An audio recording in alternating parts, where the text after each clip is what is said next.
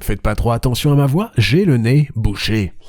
Robocop, un mot, 7 lettres, moitié homme, moitié robot, moitié système marketing qui échoue depuis 1987 à comprendre ce qui constitue les qualités du classique de Paul Verhoeven.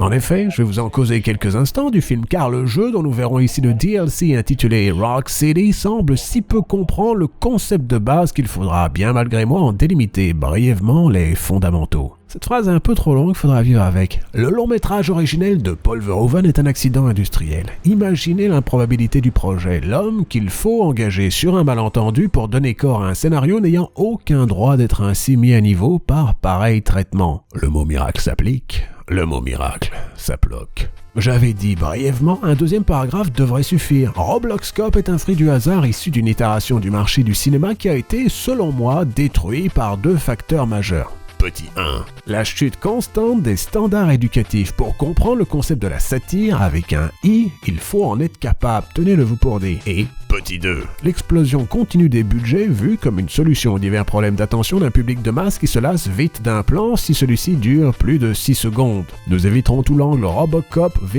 American Jesus, car tout ceci est censé être compris, quoique peut-être faut-il mentionner les bases. Une âme survit à la mort de Murphy, reconstruit comme une voiture l'était autrefois à Detroit, celui-ci se vengera post-mortem en faisant régner la loi, simple, efficace, chrétien. Il aura fallu un Hollandais pour en tirer quelque chose susceptible d'élever le simple scénario comic book de base et en tirer, tout bien considéré, un chef-d'œuvre décomplexé du cinéma sous Pepsi des années 80. Fin de la parenthèse. Alors, 3 petits points. Quand une compagnie polonaise se paye précisément le même concept, ça donne quoi? Eh ben, le résultat final, ce n'est pas sale, est un FPS inspiré de Fallout où l'on peut tirer dans les des méchants en slow motion.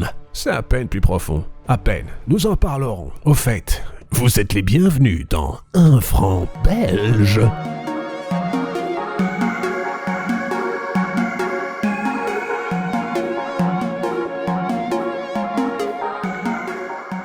Pour me simplifier le travail, nous en sommes au stade de la chaîne où je me rends enfin plus belle la vie, tout ceci sera rédigé. Remarquez que je suis malgré tout suffisamment perfectionniste pour ne pas déléguer le montage de tout ceci à ce mystérieux personnage que j'engage sur des projets plus chronophages. Mais avec les vidéos sont plus vivantes quand je me fends d'une improvisation, mais rajouter 3 heures de stand-up crevant pour terminer la vidéo ainsi après avoir subi le DLC de Rock City n'est pas une expérience qui me fait envie telle que je suis ainsi ici assis tel Sissi dans sa bergerie. D'ailleurs, ne me cassez pas les pieds si cette petite phrase ne reflète pas la réalité de la fameuse série de Somnifères avec Romy Schneider. Je n'ai jamais su me forcer à regarder un seul de ces films en entier. Or, entier, ça s'appelle une transition, cher spectateur, l'on ne peut pas vraiment dire qu'on puisse le rester après avoir subi, petite pause dramatique, Robocop, Rock City, Unfinished Business. Je pourrais vous jouer le fameux triangle Harkonnen de la critique vidéoludique venue de Belgique en vous expliquant que la technique pas terrible sert un gameplay caduc sauvé par des musiques inspirées par celles de Basile Poulidoris. Ce qui tombe bien d'ailleurs, attention, blague en approche, car en tant que Belge, j'adore comment Poulidoris. Vous voyez, Poulidoris,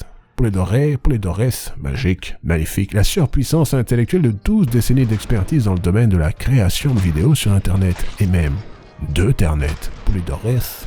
Mais tout bien considéré, je vais d'abord attaquer le DLC par son scénario, Remarquez d'un air inquiet le titre de celui-ci, Unfinished Business, ce qui veut dire en français la poste.fr. C'était une petite attaque envers le service public, rien de grave. Vous aurez donc déjà compris qu'il est question d'un business, qui n'est pas terminé le business. Et cela selon 2 axes scénaristiques dont nous ferons le tour rapidement. Vous avez un méchant, son nom malheureusement est Cassius Grave. ChatGPT a décidé dans son énorme mansuétude que ce serait ça, ou en fait, on peut demander à la machine, c'est à la mode. Allons-y. Ouais. Je me suis limité à 5 options et la machine me propose Silas Vex, Marius Dredd, Victor Ashen, Lucien Creil ou Dante Rain. Commence à me demander si les développeurs du titre n'ont pas vraiment utilisé le pouvoir de l'intelligence artificielle. Vous savez, le fameux film de Steven Spielberg.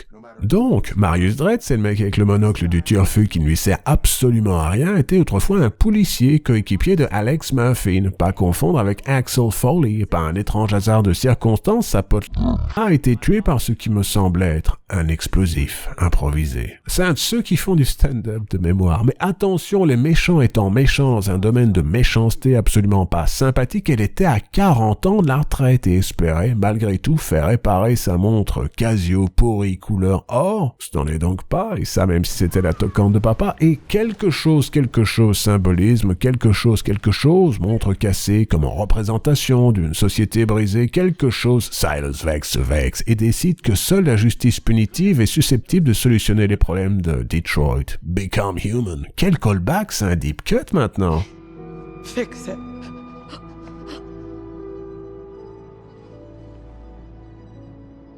She's dead.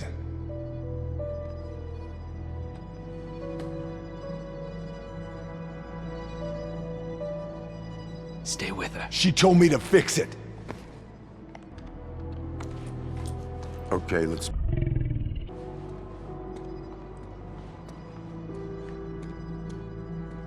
Vous avez donc un thème profond sur la valeur de la vie humaine face auquel la dépouille animatronique d'Alex Murphy, ici interprétée par le cadavre réanimé de Peter Weller, devra se frotter. Peut-on tuer pour sauver? Peut-on être juge, jury et bourreau tel que l'était Judge Dredd dans ce détournement malhabile du film The Raid? Sous-entendu, c'est le jeu qui est un détournement malhabile du film The Raid. Je n'ai rien contre Karl Urban. Enfin, c'est très profond, sauf, bien entendu, que j'étais déjà occupé à me livrer à l'exercice délicat de vider. Ce n'est pas sale. Des chargeurs entiers de 9 mm dans les bourses des mécréants durant le bref flashback où nous apprenions l'histoire émouvante de Victor Hachen.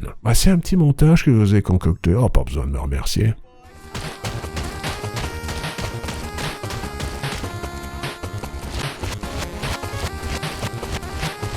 Cet aparté était bien trop long, vous avez déjà oublié que j'étais en train de Don't Forget to Like and Subscribe, créer un choix bijectif, on va dire que le mot s'applique entre deux saveurs spécifiques du business assez unfinished. Angle numéro 2. Miranda Hale est une scientifique bazinga qui vit avec son chat. Vous ne le saviez pas, car ceci ne fut jamais mentionné nulle part dans les 4 films, 2 séries télé, le cartoon, les quelques comics, etc. Mais c'est bien elle qui était à la base du concept premier du programme Robocop.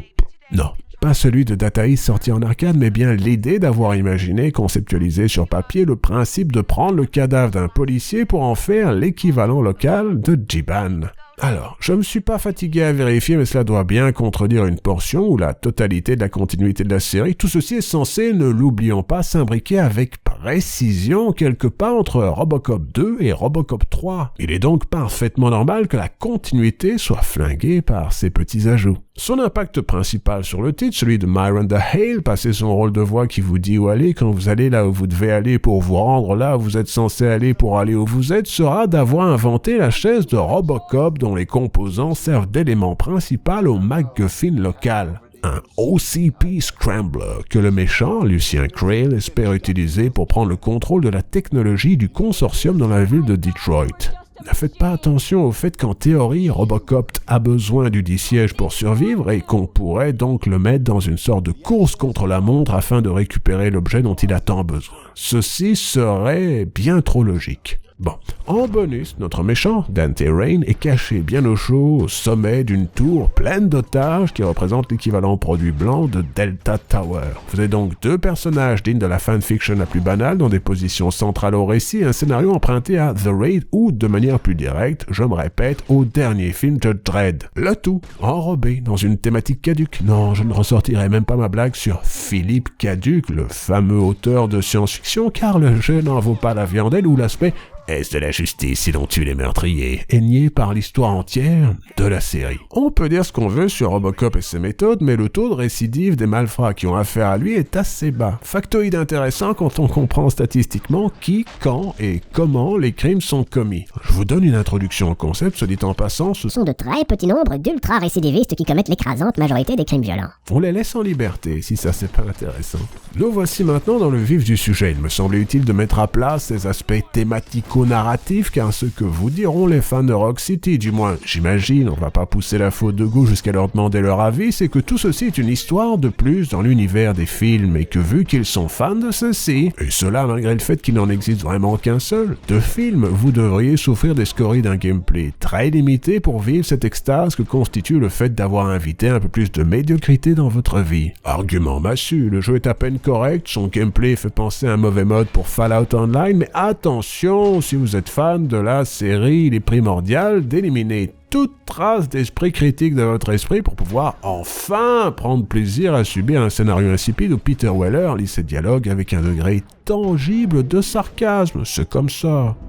Let her go and hand over the OCP hijacker. Vous n'allez quand même pas soudain cesser de soutenir des séries qui ne devraient pas en être afin que votre argent ainsi détourné soutienne les compagnies qui ont insisté depuis 1987 à faire de la du fameux film culte. Et puis quoi encore ? Faudrait pas soudain prendre conscience de son statut d'esclave à une nostalgie utilisée de manière toujours plus malhabile pour extorquer vos derniers deniers via un mécanisme pavlovien de réflexe conditionné. Ce qui nous amène, avec plus de subtilité que prévu, à causer quelques instants du gameplay. J'admettrais avoir une vague forme de sympathie pour son gimmick central basé sur l'exploitation systématique du bullet time. Le mécanisme existe, il faut bien que quelqu'un l'utilise en attendant le reboot de Max Payne. Ceci dit, chez moi, je n'ai jamais réellement réussi à configurer la sensibilité de la visée afin d'obtenir une expérience de gameplay satisfaisante. Vu que l'on passe l'écrasante majorité de son temps à tirer dans les coups ennemis qui n'en demandaient pas moins, il est difficile d'imaginer pouvoir écrire un panégyrique à l'action du titre. Peut-être que sur PC, tout ceci est un peu plus facile à faire fonctionner correctement, ce qui ne serait pas surprenant, on peut utiliser sa souris et son clavier sur PC. Ça doit aider. J'ai aussi remarqué que le titre, basé sur l'Unreal Engine 5, était coupable d'un crime devenu cardinal sur les machines d'aujourd'hui. Il charge de manière ponctuelle ses décors, pourtant loin d'être sidérant, au prix de pauses microscopiques dans ce qui passe ici pour de l'action. Je n'ai pas le souvenir d'avoir subi pareille manipulation lors de mon passage sur le titre principal.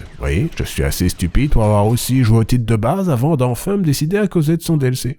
Je sais. Le constat sera donc, en fin de compte, en ce qui me concerne, assez rude. Entre son scénario rédigé au bord, les plus fins de la fanfiction pour soutenir une action loin d'être phénoménale, mention spéciale aux attaques contextuelles où vous pouvez voir Robocop tuer quelqu'un de manière cinématographique car faut croire que c'est le but, et un aspect technique tout sauf probant, il ne reste pas grand chose à saluer dans ce DLC intitulé Unfinished Business. Ce qui est bizarre, attention, effet de manche et autres tournements, c'est qu'en fin de compte, le titre du jeu résume assez bien l'état de la question.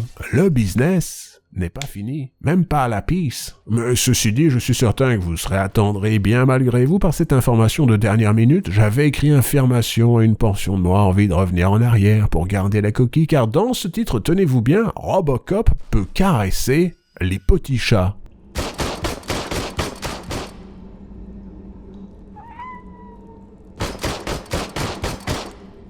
Si ça, c'est pas The Future of Law Enforcement. Merci de votre coopération. Remarquez que j'ai pas dit que j'achèterais ça pour $1, si vous voyez ce que je veux dire. Hein? Comprenne qui peut.